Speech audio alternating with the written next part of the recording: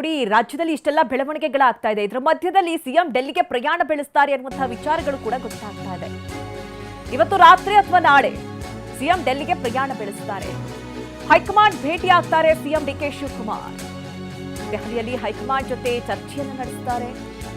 ಒಂದು ಖಾತೆ ಹಂಚಿಕೆ, ಇನ್ನೊಂದು ಅಸಮಾಧಾನ, ಅದನ್ನ ಶಮನ ಮಾಡುವಂತಹ ಕುರಿತಂತೆ ಮುಂದಿನ ತೀರ್ಮಾನದ ಬಗ್ಗೆ ಚರ್ಚೆಯನ್ನ ಮಾಡ್ತಾರೆ ಸಿಎಂ. ನೂತನ ಸಚಿವರಿಗೆ ಖಾತೆ ಹಂಚಿಕೆ ಬಗ್ಗೆ ಚರ್ಚೆಯನ್ನ ನಡೆಸೋದಕ್ಕೆ ದೆಹಲಿಗೆ ಪ್ರಯಾಣವನ್ನ ಬೆಳೆಸ್ತಾರೆ. ನೋಡಿ, ಈಗಾಗಲೇ ಒಂದ್ ಕಡೆ ಸಭಾಪತಿ ಸ್ಥಾನಕ್ಕೆ ಹೊರಟ್ಟಿಯವರ ರಾಜೀನಾಮೆ, ಆ ಅಸಮಾಧಾನ ಶಮನ, ಇದೆಲ್ಲದರ ಮಧ್ಯದಲ್ಲಿ ಸಿಎಂ ಡಿಕೆ ಶಿವಕುಮಾರ್ ದೆಹಲಿ ಪ್ರಯಾಣ. ಈ ಬಗ್ಗೆ ಮಾಹಿತಿಯನ್ನ ನೀಡ್ತಾ ಇದ್ರು ನಮ್ಮ ಪ್ರತಿನಿಧಿ ಪ್ರಸನ್ನ. ಈಗ ಖಾತೆ ಹಂಚಿಕೆ ಕೂಡ ದೊಡ್ಡ ಮಟ್ಟದ ಕಗ್ಗಂಟಾಗಿದೆ. ಈಗಾಗಲೇ ಕೆಲ ಸಚಿವರು ನಮಗೆ ಇಂಥದ್ದೇ ಖಾತೆ ಬೇಕು, ಅಂತಹದ್ದೇ ಖಾತೆ ಬೇಕು ಅಂತ ಹೇಳಿ ಈಗಾಗಲೇ ಅರ್ಜಿಯನ್ನ ಸಲ್ಲಿಸೋದಕ್ಕೂ ಕೂಡ ಮುಂದಾಗಿದ್ದಾರೆ. ಇದರ ಮಧ್ಯದಲ್ಲಿ ಸಿಎಂ ಡಿಕೆ ಶಿವಕುಮಾರ್ ಇವತ್ತು ದೆಹಲಿ ಪ್ರಯಾಣವನ್ನ ಬೆಳೆಸ್ತಾರೆ ಅಥವಾ ನಾಳೆ ಹೋಗಬಹುದು ಅನ್ನುವಂಥ ಲೆಕ್ಕಾಚಾರಗಳು ನಡೀತಾ ಇದೆ. ಯಾವಾಗ ತೆರಳುತ್ತಾರೆ, ಖಾತೆ ಹಂಚಿಕೆ ಯಾವಾಗ ಆಗುವಂತಹ ಸಾಧ್ಯತೆಗಳಿದೆ ಪ್ರಸನ್ನ? ಮಧು ನಾಗರಾಜ್, ಇನ್ನೂ ಕೂಡ ಕಾಂಗ್ರೆಸ್ ಕ್ಯಾಬಿನೆಟ್ ವಿಸ್ತರಣೆಯ ಬಳಿಕ ಕಾಂಗ್ರೆಸ್ ಮನೆ ಒಂದು ರೀತಿಯ ಗೊಂದಲದ ಗೂಡಾಗಿದೆ.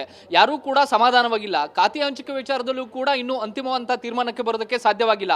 ಪ್ರಬಲ ಖಾತೆಗಳ ಮೇಲೆ ಪ್ರಬಲ ಸಚಿವರು ಕಣ್ಣನ್ನು ನೆಟ್ಟಿದ್ದಾರೆ. ಕೆಲವೊಂದಿಷ್ಟು ಮಂದಿ ಜೂನ್ನಲ್ಲಿ ಪ್ರಮಾಣ ವಚನವನ್ನು ಸ್ವೀಕರಿಸಿದಂತಹ ಸಚಿವರು ತಮಗೆ ಖಾತೆಯನ್ನು ಬದಲಾಯಿಸಿಕೊಡಿ, ಪ್ರಬಲ ಖಾತೆಗಳನ್ನ ಕೊಡಿ ಅನ್ನುವಂಥ ಬೇಡಿಕೆಗಳನ್ನ ಮುಂದಿಡ್ತಾ ಇದ್ದಾರೆ.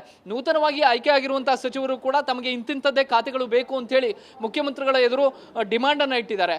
ಒಂದು ಕಡೆ ಖಾತೆ ಹಂಚಿಕೆಯ ವಿಚಾರ ಹಾಗೆ ಕಗ್ಗಂಟಾಗಿ ಮುಂದುವರೆದಿದ್ರೆ, ಇನ್ನೊಂದು ಕಡೆ ಹಿರಿಯ ಶಾಸಕರ ಅಸಮಾಧಾನವನ್ನ ಹೇಗೆ ತಣಿಸೋದು ಅನ್ನೋ ಬಗ್ಗೆಯೂ ಕೂಡ ಇನ್ನು ಅಂತಿಮವಾದಂತಹ ಪರಿಹಾರ ಸೂತ್ರ ಕಂಡು ಹಿಡ್ಕೊಳ್ಬೇಕಾಗಿದೆ.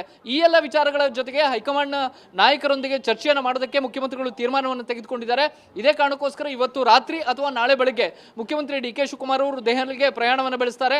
ಎಐಸಿಸಿ ಅಧ್ಯಕ್ಷ ಮಲ್ಲಿಕಾರ್ಜುನ್ ಖರ್ಗೆ, ಕೆ ಸಿ ವೇಣುಗೋಪಾಲ್ ಹಾಗೂ ಸುರ್ಜೇವಾಲಾ ಅವರ ಜೊತೆಗೆ ಈ ಎಲ್ಲ ವಿಚಾರಗಳ ಬಗ್ಗೆ ಒಂದು ಸುದೀರ್ಘವಾದಂತಹ ಚರ್ಚೆಯನ್ನು ಮಾಡುವಂತಹ ಸಾಧ್ಯತೆಗಳಿದ್ದಾವೆ. ಒಂದು ಎಂ ಕೃಷ್ಣಪ್ಪ ಸೇರಿದಂತೆ ಹಲವು ಮಂದಿ ಹಿರಿಯ ಶಾಸಕರು ತಮಗೆ ಸಚಿವ ಸಂಪುಟಕ್ಕೆ ಸೇರ್ಪಡೆ ಮಾಡಿಕೊಳ್ಳೋದೇ ಅಂತಿಮವಂತ ದಾರಿ, ಅಂತಿಮವಂತ ಪರಿಹಾರ ಅನ್ನುವಂತ ಬಿಗಿ ಪಟ್ಟನ ಹಿಡಿದಿದ್ದಾರೆ.